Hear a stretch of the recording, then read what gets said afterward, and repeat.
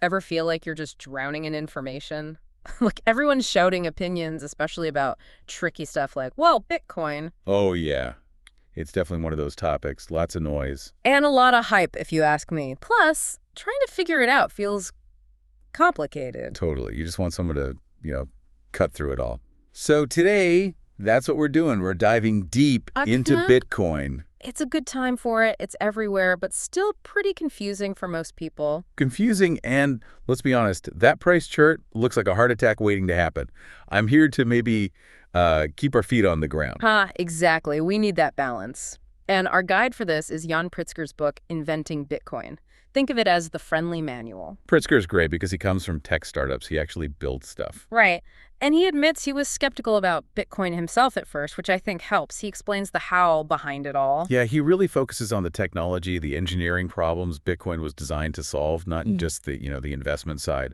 So our mission today, break down the core tech, make it make sense, maybe even spark a few aha moments without melting your brain. And hopefully answer some of the big questions. Including the skeptical ones, please. I have a few. Definitely. That's why the three of us are here. You get the full picture, hopefully. Consider this your shortcut. Ready. Yeah, let's do it. So first things first, what is Bitcoin fundamentally? Okay, basics. Pritzker calls it peer-to-peer electronic cash. So imagine sending money online, but directly.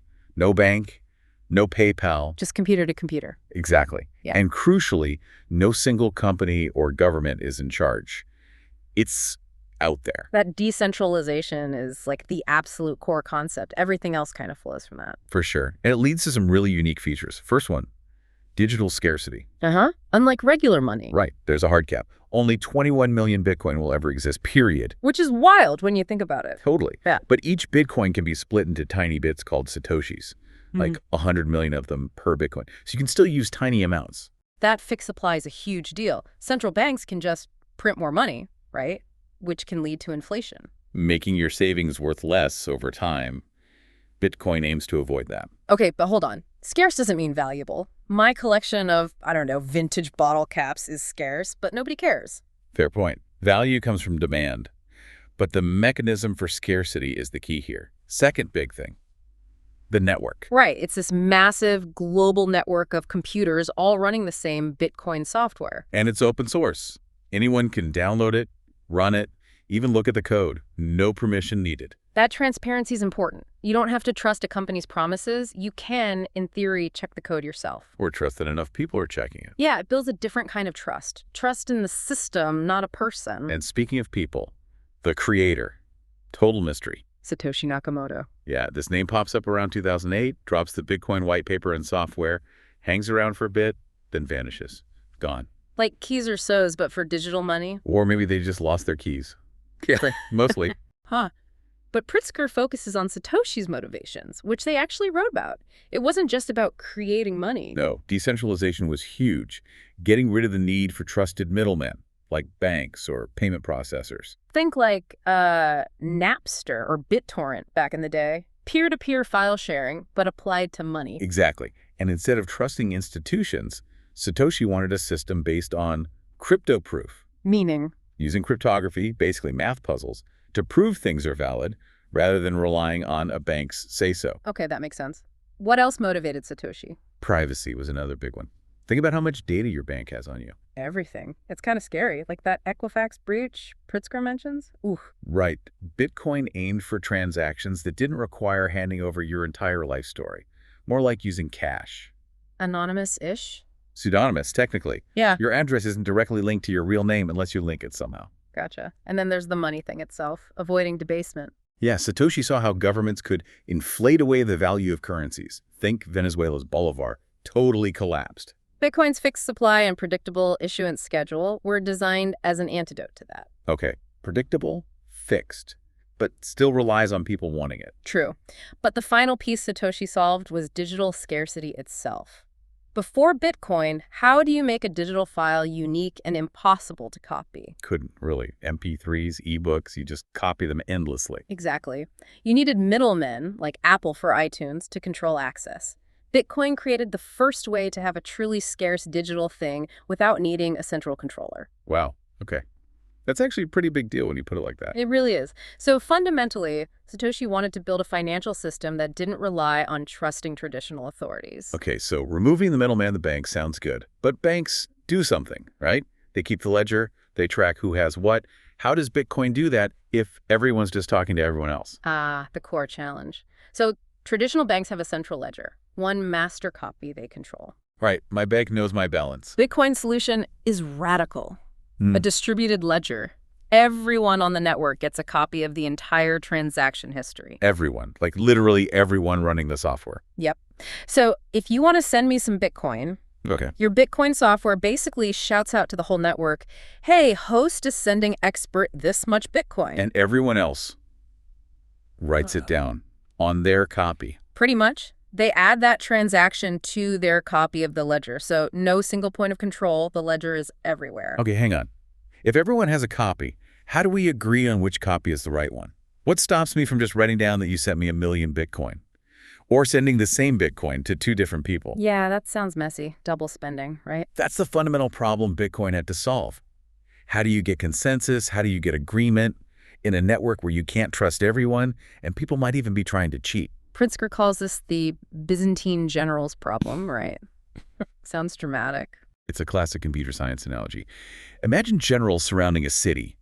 They need to agree to attack or retreat, Okay. but they can only communicate via messengers, and some generals might be traitors sending bad info.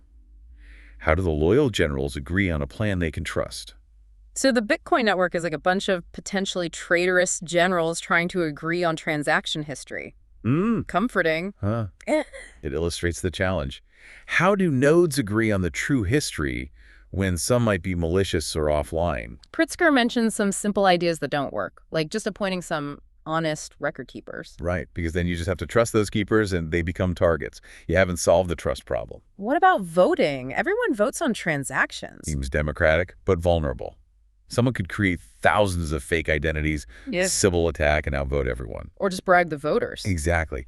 Relying on real-world identity or simple voting in a global anonymous network doesn't scale securely. So, no appointed leaders, no simple voting. How does Bitcoin achieve this trustless consensus then? What's the secret sauce? The secret sauce, and Pritzker explains this so well, is proof of work. Think of it as a decentralized lottery. A lottery. Okay, now I'm interested. How does that work without a central lottery commission? Well, the first problem is, who gets to add the next page, the next block of transactions to the ledger? We can't just let anyone do it or they'd spam the system. Right. So Bitcoin makes it costly to earn the right to add a block. You have to prove you've done some computationally intensive work. Work, like actual work. Computational work, solving a hard math puzzle using your computer. And solving it requires significant processing power, which uses real electricity. So you have to spend money on electricity to maybe win the chance to update the ledger. Exactly. Think of burning electricity as buying your lottery ticket. That makes it expensive to participate, which deters cheating and spamming. Expensive and sounds incredibly wasteful, all that energy just to run a lottery. It is energy intensive, and that's a valid criticism we can talk about. But that costliness is fundamental to the security model. It's what makes attacking the network prohibitively expensive. Okay, so cost energy to play, how do you prove you won the lottery, and how does the winner get picked fairly? This involves cryptography, specifically something called a hash function. And there's an agreed-upon difficulty level, a target number. Hash function. Digital blender thingy, right? Puts stuff in, gets a unique code out. Basically, yes. You feed it data like a block of transactions, and it spits out a fixed-size string of characters, the hash. Bitcoin uses SHA-256. And SHA-256 is special how? It's deterministic, same input, same output, always. It's unpredictable, tiny input change, totally different output. Fast to compute one way, but impossible to reverse. And the output is always 256 bits long. 256 bits. That's like astronomically huge number territory, isn't it? Mind-bogglingly huge. Like, the number of atoms in the universe kind of huge. Finding a specific hash output by chance is practically impossible. Okay, universe atoms again. Got it. Big numbers. How does this become a lottery?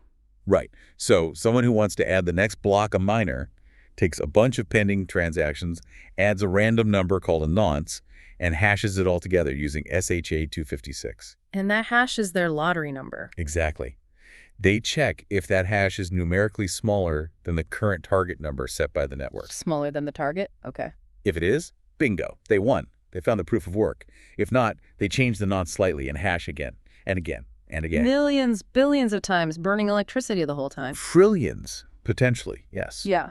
They keep trying nonces until they stumble upon one that produces a hash below the target. That sounds like pure luck combined with brute force computing power. It is. It's designed to be a random process where your chance of winning is proportional to your share of the total computing power. But here's the clever part. Verification. Verification. Once a miner finds a winning hash, they broadcast the block of transactions, the nonce they used, and the winning hash itself. Everyone else on the network can instantly verify it. Oh. They just take the same transactions in the same nonce, run it through SHA-256 themselves, which is super fast to do, and check two things. One, does it produce the same winning hash the miner claimed? And two, is that hash actually below the current target number? Ah. So it's incredibly hard to find the winning number, but incredibly easy for everyone else to check if a claimed winner is legit. Precisely. That asymmetry is crucial. It makes it easy to validate legitimate blocks, but incredibly hard and expensive to create fraudulent ones or try to rewrite history.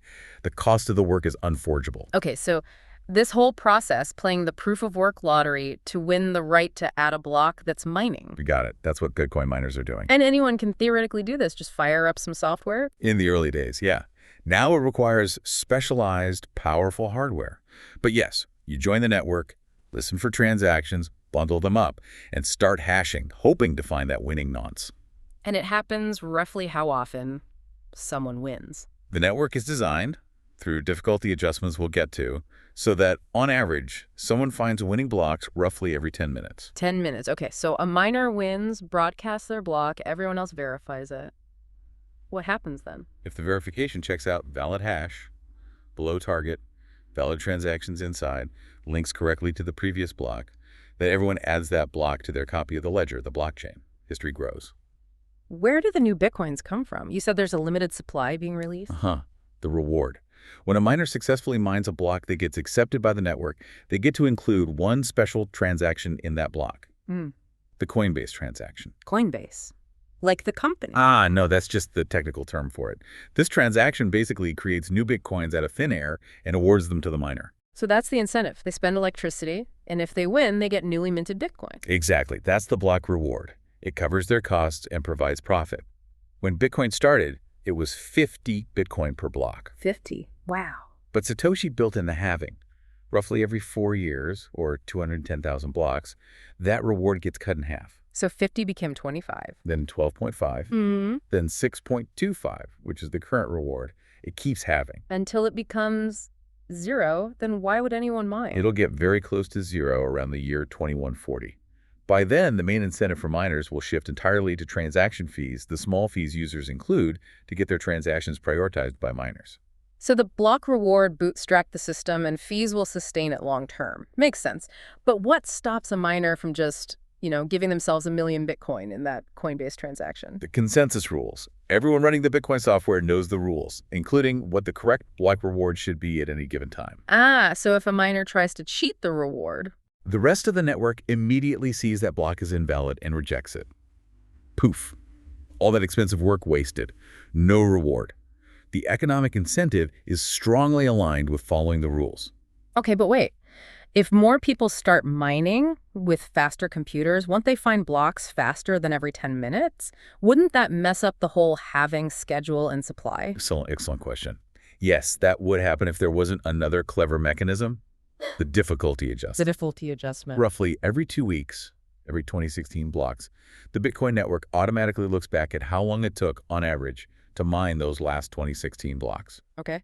If it's faster than 10 minutes per block, maybe because more miners joined or hardware got faster, the network automatically increases the mining difficulty. Ow. By lowering that target number we talked about. A smaller target means miners have to find an even smaller hash value, which is statistically harder and takes longer, pushing the average back towards 10 minutes. And if blocks were taking longer than 10 minutes? The difficulty decreases. The target number goes up, making it easier to find a winning hash, speeding things up towards the 10-minute target. So it's like a thermostat for block production, constantly tweaking the difficulty to keep it steady. Exactly. It's an automatic, decentralized mechanism that ensures the block production rate, and therefore the issuance of new Bitcoin stays predictable, regardless of how many people are mining or how powerful their hardware becomes. And everyone can independently calculate what the difficulty should be. That is really elegant, actually. Wow. Okay, so miners build blocks, get rewarded, difficulty keeps it stable. How do these blocks form the chain part of blockchain? Right, the blockchain itself. It's actually simpler than it sounds. Each new block that's successfully mined contains not only the transactions and the winning nonce, It also contains the hash of the block that came immediately before it. So each block points back to the previous one using its unique fingerprint. Precisely. Block 100 contains the hash of block 99. Block 99 contains the hash of block 98, and so on, all the way back to the very first Genesis block Satoshi mined. Creating an unbroken chronological chain. Exactly. And because changing anything in an old block would change its hash, that would break the link to the next block and the next and so on, any tampering becomes instantly obvious to the entire network. It's what makes the history secure and tamper-evident. Okay, that makes sense. But what if two miners find a valid block at almost the exact same time? You'd have two different blocks, both pointing back to the same previous block, right? Two competing chains. It'll work in the road. That happens. It's called a chain split, or sometimes an orphan block situation.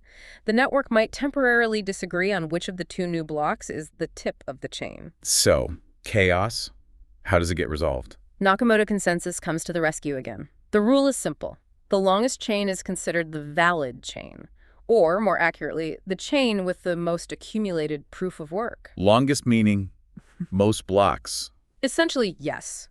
Miners will generally start working on extending whichever valid block they heard about first. As new blocks are found, one chain will inevitably grow longer than the other. But when that happens, nodes on the network see that one chain has more blocks, more proof of work behind it, and they automatically switch to following that longer chain. The shorter chain gets abandoned or orphaned. And the transactions in that orphaned block. They usually just go back into the pool of unconfirmed transactions to be picked up in a later block on the winning chain. The miner of the orphaned block unfortunately loses their reward. So the network naturally converges on a single history based on which chain accumulates the most work. Clever. What about confirmations? I hear people wait for those. Confirmations are just the number of blocks mined on top of the block containing your transaction. So one confirmation means my transaction is in a block, and one more block has been mined after it. Exactly. 6 confirmations means your transaction is buried under 6 subsequent blocks. Each confirmation makes it exponentially harder and more expensive to try and reverse your transaction, because an attacker would have to remine not just your block, but all the blocks on top of it faster than the rest of the network. Exponentially harder. Okay. So it becomes practically impossible pretty quickly. After a few confirmations, yes. For large value transactions, waiting for maybe 6 confirmations provides extremely high security against reversal, far more than, say, a credit card payment, which can be charged back weeks later. Got it.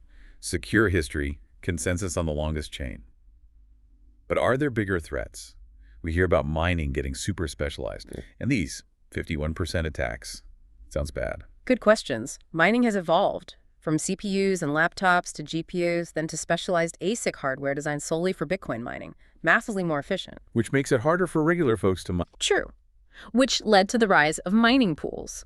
Lots of smaller miners pool their hash power together and share rewards proportionally if anyone in the pool finds a block.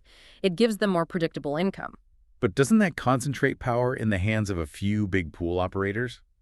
Seems risky. It's a valid concern about centralization risk. Although, historically, if a pool gets too big, miners have shown a tendency to leave it for smaller ones to protect the network's decentralization. But it leads into the 51% attack idea. Right, the nightmare scenario. What is it? Theoretically, if a single entity or colluding group controls more than 50% of the network's total mining power, They control the lottery? they'd have a high probability of finding the next block and the one after that. They could potentially prevent other people's transactions from getting confirmed, or, more worryingly, they could reverse their own recent transactions. Double spending their own coins. Yes, they could send Bitcoin to an exchange, sell it, and then use their majority hash power to create a longer chain that doesn't include that transaction, effectively erasing it and getting their Bitcoin back while keeping the money they sold it for. Okay, that sounds like a fundamental flaw. Can they steal my Bitcoin? No. Critically, even with 51% control, they cannot change the core rules.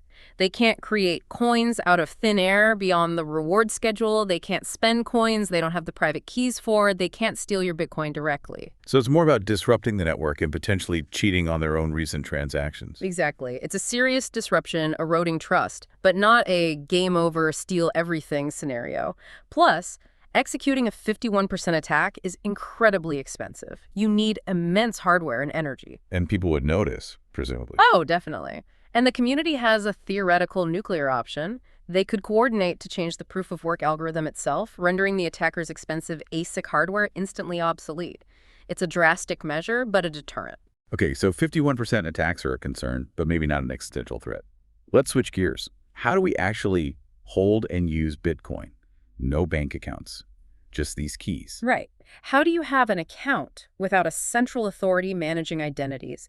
The answer is public key cryptography. Again. Okay. Public and private keys. Remind me. When you create a Bitcoin wallet, it generates pairs of keys. Each pair has a public key and a private key. They're mathematically linked 256-bit numbers. 2 keys per account. Do I need like hundreds of these? Modern wallets manage this for you, often generating new ones for privacy. But think of the public key like your email address, or better, a mailbox slot. You can share it freely for people to send you Bitcoin. Okay. Public key, receive address. Safe to share. Yes. The private key is the secret key that unlocks that mailbox. It proves you own the Bitcoin sent to the corresponding public address and lets you spend it. You never share your private key. Private key, secret spending power. Got it. How does it prove ownership when I spend? Through digital signatures.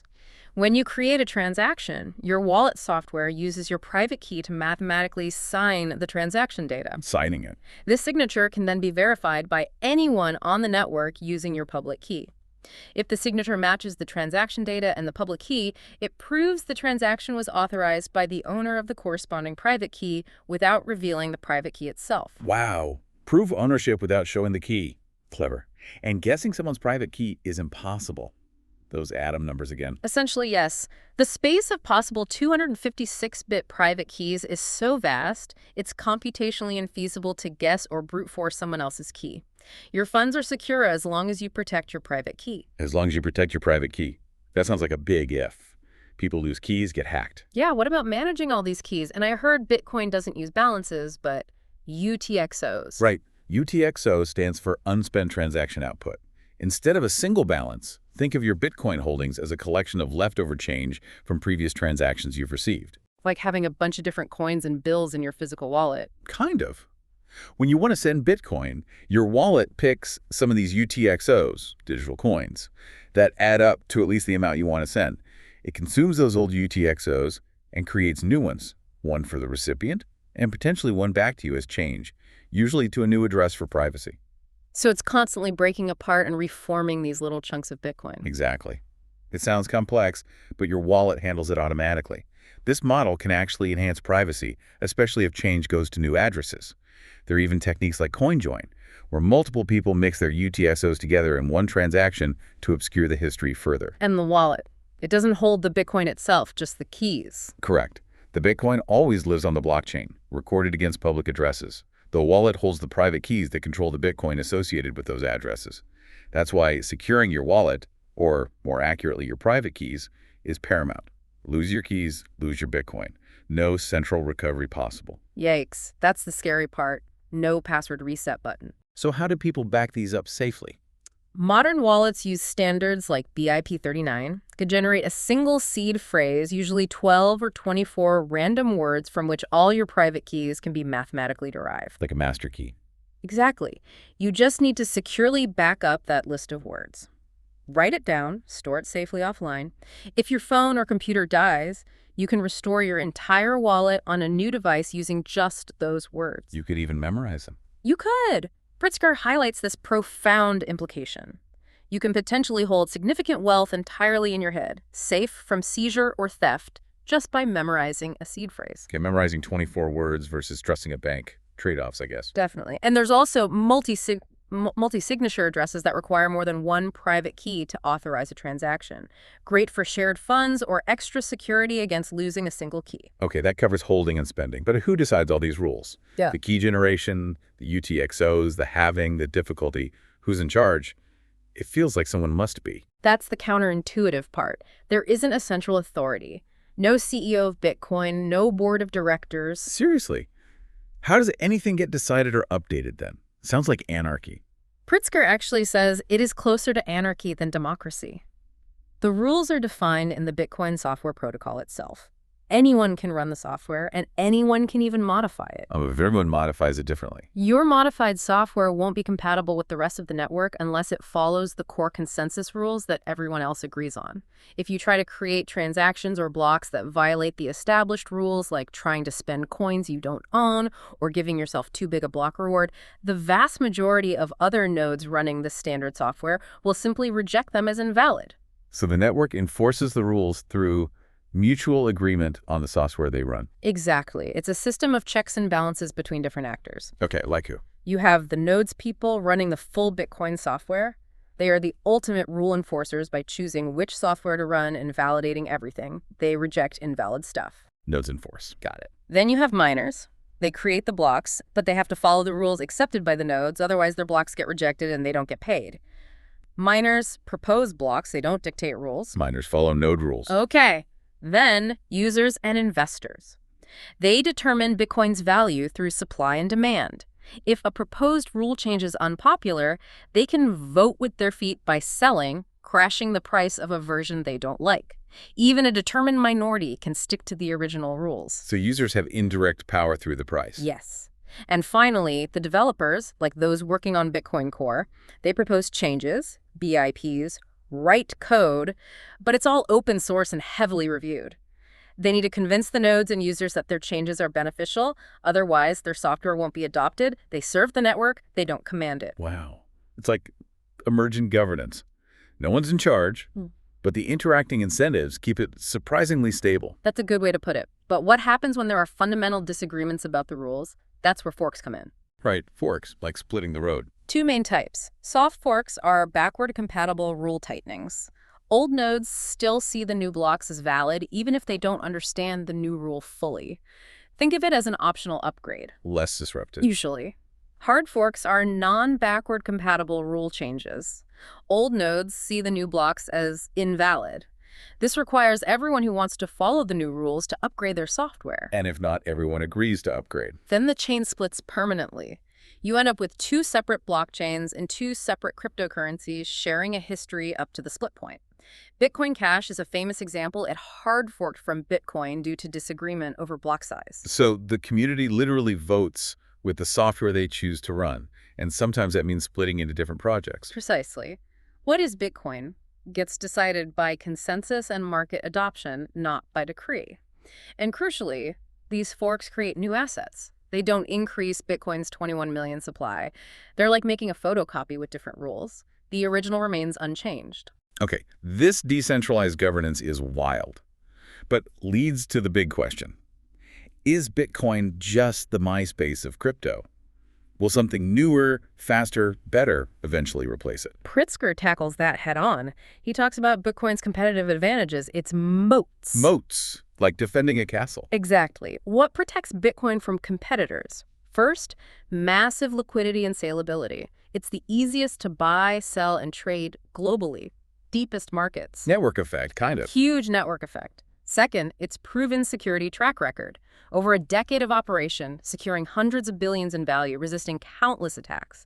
That builds immense trust that's hard for newcomers to match. But what about newer tech? Faster speeds, lower fees? Some coins seem better on paper. They might be optimized for different things. Bitcoin's primary use case has solidified around being a secure, censorship-resistant store of value digital gold, while speed and cost are important and being addressed by things like the Lightning Network. Lightning Network, Layer 2. Yeah, a second layer built on top of Bitcoin for fast, cheap micropayments.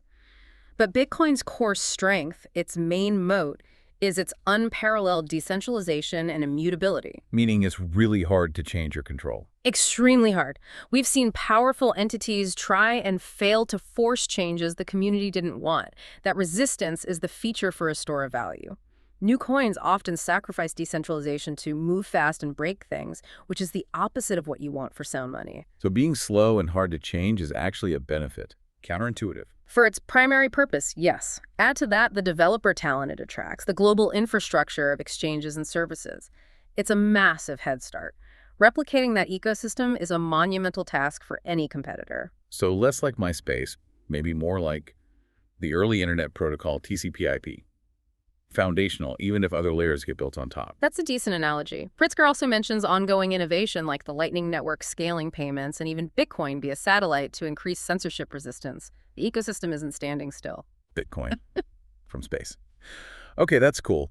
So the argument is that its core properties and network effects create a really strong defense. That's the case Pritzker makes. It's not guaranteed, but the moats are deep. Whew. Okay, that was a serious deep dive. We went from basic definitions through mining, consensus, keys, governance, all the way to space. Let's try and wrap this up. Key takeaways. I'd say Bitcoin includes a decentralized digital cash, secured by proof of work, governed by consensus among nodes, miners, users, devs, limited supply, strong network effects. And still requires a leap of faith for some of us regarding long-term value and, the energy thing. The tech is undeniably clever, though. I'll give it that. Absolutely. And hopefully understanding the how helps everyone, whether you're a bull or a bear, make more informed sense of it all. It's not just magic internet money. There's complex, fascinating technology underneath. Understanding decentralization, proof of work, public key, crypto. These concepts are becoming increasingly relevant beyond just Bitcoin itself. Definitely. So here's a final thought to chew on. What does it really mean for society long-term to have a globally accessible, potentially non-confiscatable, digitally scarce asset that no single entity controls? What kind of future could that enable, or what challenges might it pose? Lots to think about. Indeed. The implications are potentially huge and still unfolding. Well, thanks for taking this deep dive with us through the world of inventing Bitcoin. We hope it sheds some light.